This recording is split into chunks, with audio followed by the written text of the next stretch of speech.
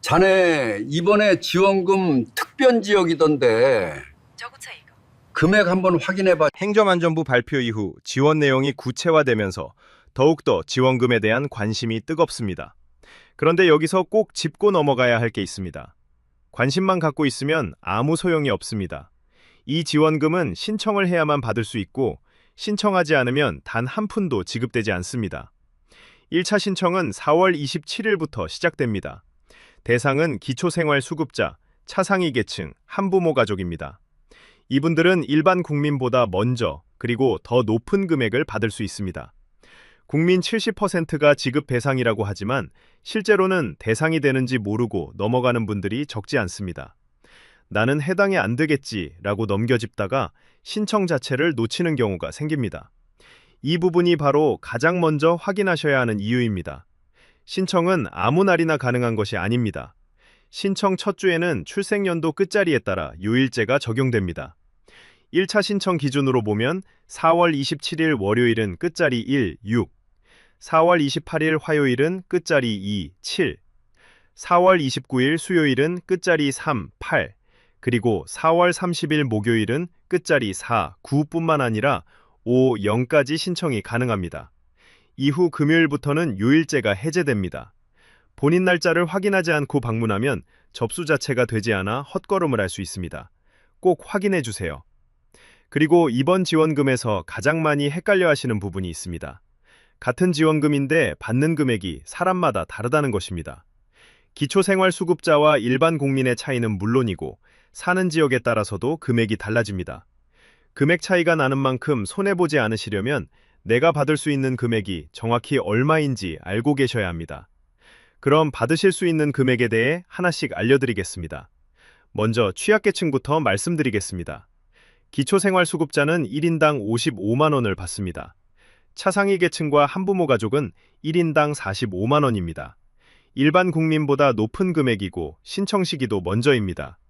여기서 한 가지 더 있습니다. 비수도권에 거주하거나 인구 감소 지역에 해당하는 취약계층은 여기에 1인당 5만 원이 추가됩니다. 즉, 기초생활수급자라면 최대 60만 원까지 받을 수 있다는 뜻입니다. 그렇다면 일반 국민은 얼마를 받을까요? 수도권에 사는 분들은 1인당 10만 원입니다. 비수도권 거주자는 15만 원으로 수도권보다 5만 원이 더 많습니다. 인구 감소 우대 지역에 해당하면 20만 원, 특별지역으로 지정된 곳은 25만 원입니다. 수도권 10만 원과 특별지역 25만 원, 같은 지원금인데 금액 차이가 2배 이상 납니다. 단순히 사는 지역이 다르다는 이유만으로 이렇게 차이가 생깁니다. 모르고 넘어가면 본인이 받을 수 있는 금액보다 적게 받을 수도 있습니다. 4인 가구라면 이 차이는 더 크게 느껴지실 겁니다. 수도권 4인 가구는 40만 원, 특별지역 4인 가구는 100만 원으로 무려 60만 원 차이가 납니다. 가구원 수가 많을수록 지역 차이가 만드는 금액 격차는 더 커집니다. 그렇다면 내가 사는 곳은 어디에 해당하는지 어떻게 확인할 수 있는지가 다음으로 중요합니다. 금액 차이가 난다는 건 알았는데 정작 내가 사는 곳이 어디에 해당하는지 모르면 아무 의미가 없습니다. 지금부터 이 부분을 알려드리겠습니다. 이번 지원금에서 지역은 크게 3가지로 나뉩니다. 수도권, 인구 감소 우대 지역, 그리고 인구 감소 특별 지역입니다. 인구 감소 지역은 전국 약 89개 시군이 해당되고 이 중에서 일부는 우대 지역, 일부는 특별 지원 지역으로 나뉘어 추가 금액이 붙습니다. 특별 지원 지역은 가장 중요한 구간입니다. 이 지역에 해당되면 최대 25만 원까지 받을 수 있기 때문입니다. 그렇다면 어디가 해당될까요? 대표적으로 보면 강원도는 양구, 화천 같은 지역이 포함되고 충청권에서는 괴산, 단양, 보은 같은 군단위 지역들이 들어갑니다. 전라권은 고창, 무주, 부안, 그리고 전남 쪽은 고흥, 완도, 해남처럼 인구 감소가 큰 지역들이 많이 포함되어 있습니다.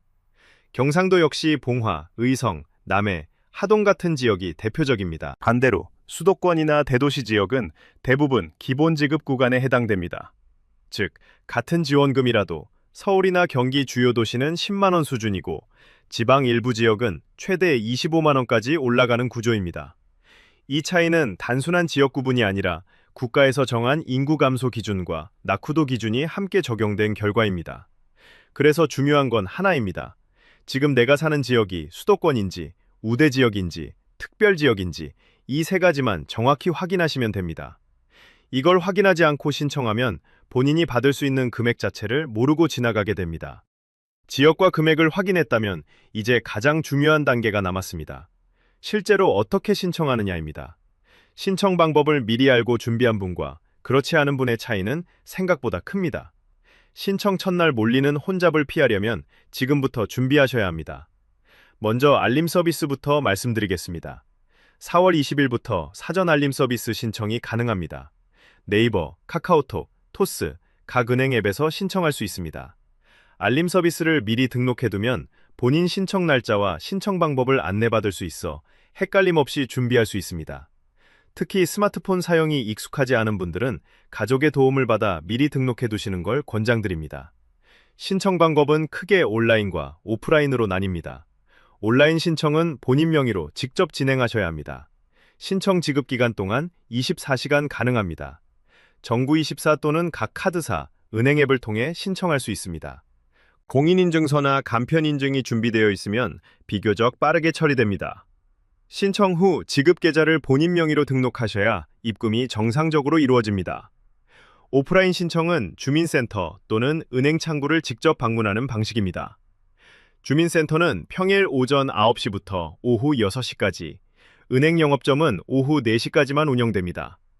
신분증을 반드시 지참하셔야 하고 신청 첫 주에는 출생연도 끝자리에 따라 요일이 지정됩니다. 앞에 말씀드린 것처럼 본인 출생연도 끝자리가 아닌 날에 방문하면 접수가 되지 않을 수 있으니 날짜를 반드시 먼저 확인하시기 바랍니다. 대리 신청도 가능합니다. 거동이 불편하거나 고령으로 직접 신청이 어려운 경우 가족이나 지인이 대신 신청할 수 있습니다. 이 경우 본인 신분증, 대리인 신분증, 위임장이 반드시 필요합니다. 서류가 하나라도 빠지면 접수가 거부될 수 있으니 방문 전에 꼭 준비 여부를 확인하십시오. 거동이 매우 불편하거나 외출 자체가 어려운 분들을 위해 찾아가는 신청 서비스도 운영됩니다.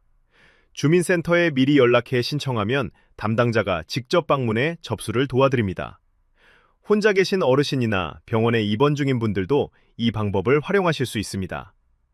신청 방법을 알았다면 이제 기간을 정확히 기억하셔야 합니다. 기간을 놓치면 방법을 아무리 잘 알아도 소용이 없습니다. 1차 신청 기간은 4월 27일부터 5월 8일까지입니다. 이 기간은 기초생활수급자, 차상위 계층, 한부모 가족 등 취약계층이 우선 신청하는 기간입니다. 본인이 해당된다면 이 기간 안에 반드시 신청하셔야 합니다. 1차를 놓쳤다고 해서 완전히 끝난 건 아닙니다. 2차 신청 기간은 5월 18일부터 7월 17일까지 운영됩니다. 1차에서 신청하지 못한 분들은 2차 기간에 신청하면 지급받을 수 있습니다. 단, 여기서 반드시 알아야 할 부분이 있습니다. 1차에서 이미 지급받은 분은 2차에 중복으로 신청할 수 없습니다. 그리고 2차 마감인 7월 17일 이후에는 어떤 사유가 있어도 신청 자체가 불가능합니다. 기회는 단 2번뿐이고 2번 모두 놓치면 이번 지원금은 받을 수 없습니다. 여기서 한 가지 더 당부드려야 할 내용이 있습니다. 바로 스미싱 피해입니다. 지원금 신청 시기가 되면 반드시 이를 악용한 사기 문자와 가짜 링크가 돌기 시작합니다. 실제로 매번 지원금 지급 시기마다 피해 신고가 급증합니다. 스미싱 유형은 크게 3가지입니다. 첫째, 인터넷 주소 링크 유형입니다. 문자로 URL 주소가 전송되고 클릭하면 개인정보를 입력하게 만드는 가짜 사이트로 연결됩니다. 정부나 공공기관은 문자로 링크를 보내 개인정보를 요구하지 않습니다. 둘째, 배너 링크 유형입니다. 카카오톡이나 문자 내 배너를 클릭하면 앱 설치 화면으로 이동합니다. 출처가 불분명한 앱은 절대 설치하지 마십시오. 정상적인 신청 앱은 공식 앱스토어를 통해서만 받으셔야 합니다. 셋째, 앱 푸시 유형입니다. 이미 설치된 앱에서 푸시 알림이 오고 클릭하면 가짜 신청 화면으로 이동하는 방식입니다. 신청은 반드시 정부24 공식 카드사 앱, 주민센터를 통해서만 하시기 바랍니다. 의심스러운 문자나 링크는 클릭하지 말고 바로 삭제하십시오. 주변 어르신들께도 꼭 알려드리시기 바랍니다. 놓치면 손해보는 정보, 시니어 정보였습니다.